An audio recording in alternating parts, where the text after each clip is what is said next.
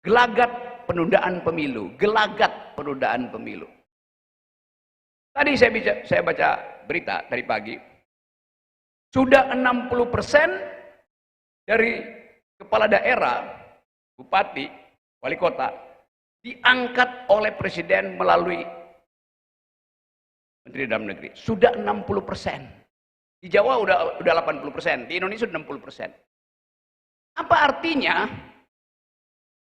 Pejabat daerah diangkat oleh presiden di tahun pemilu. Itu masalahnya. Diangkat berapa lama? PLT itu 2,5 tahun. 2,5 tahun itu separuh dari tahun pemilu. Alasannya apa? Sementara, kedaruratan. Mana ada darurat setengah dari tahun pemilu. Pelaksana tugas. Sementara oke, 2 minggu oke, 2 bulan oke.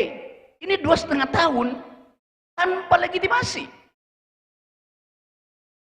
Apa enggak bangke itu?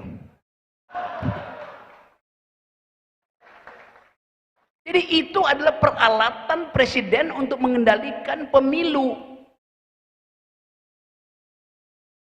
Belum mulai dia udah menang. Dia udah menguasai 60% seluruh Indonesia melalui aparat yang diangkat tanpa dipilih rakyat.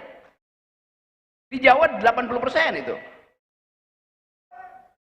Jadi kalau pemilu mau ditunda, peralatannya udah ada.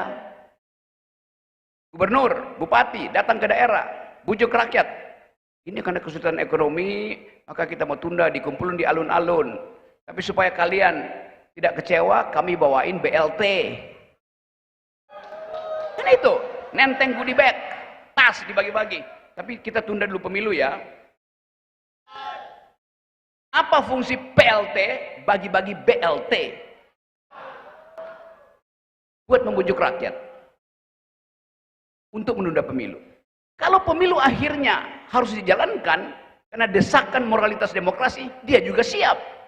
Karena dia udah punya 60% seluruh Indonesia, 80% pejabat di Jawa. Jadi lengkaplah kemaksiatan politik istana.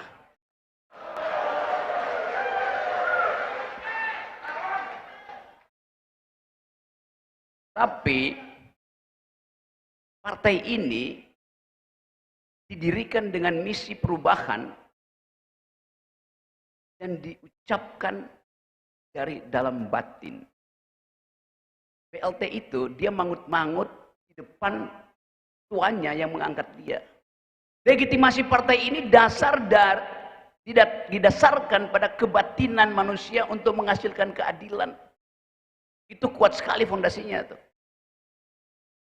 PLT dasarnya adalah feodalisme.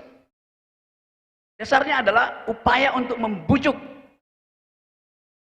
oposisi supaya jangan berkumpul di satu tempat.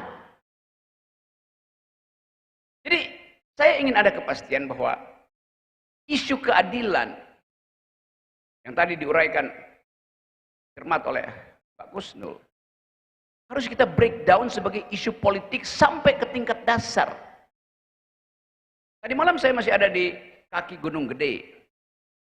Bertemu dengan petani yang resah karena akan ada eksplorasi panas bumi